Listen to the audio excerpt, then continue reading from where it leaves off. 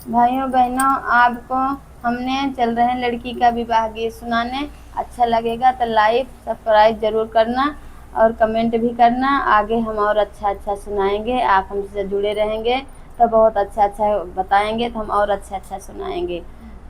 बेरिया की बेर तू है बर ज्यों रे बाबा, जेठ जीनी रचऊ बिया हाजी।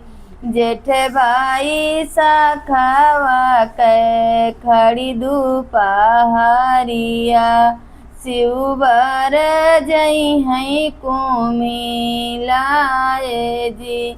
जेठ बाई सखवा के खड़ी दुपहरिया,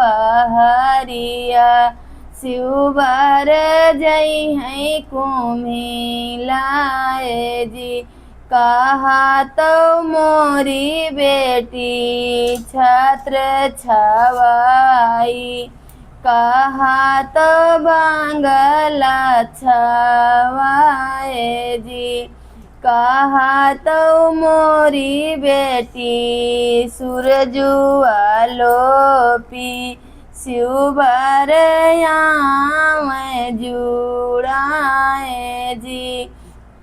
कहा तो मोरी धिया सूरजुआ लोपी, शिवबर में जुड़ाए जी। नहीं मोरे पापा हो बंगला छवावा, नहीं तो मारो छवाए जी।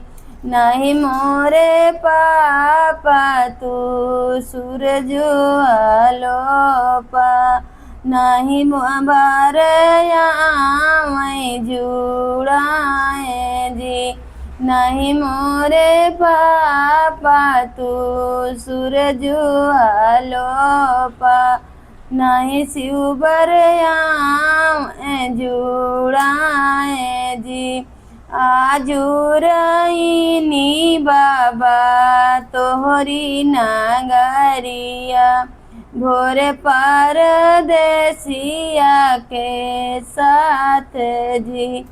आजुरईनी पापा तोहरी नगरिया, भोर परदेसिया के साथ जी। अगबाही दूधवा खावाय मोरी बेटी, दहिया खावाय साड़ी वाले जी। एक गुनाहिया ना मन मोरी बेटी, चलू परदेसिया के साथ जी। एक गुनाहिया ना मन मोरी बेटी, चलू परदेसिया के साथ जी। जय श्री राम। राधे राधे। आप सबको अच्छा लगेगा तो बताना। हम और सुंदर ब्याह गीत, सोहाग गीत, सोहर भजन, नटका, कहरउआ गीत सब सुनाएंगे। ख्याल भी सुनाएंगे, माता जी का सुनाएंगे। जय श्री राम। राधे।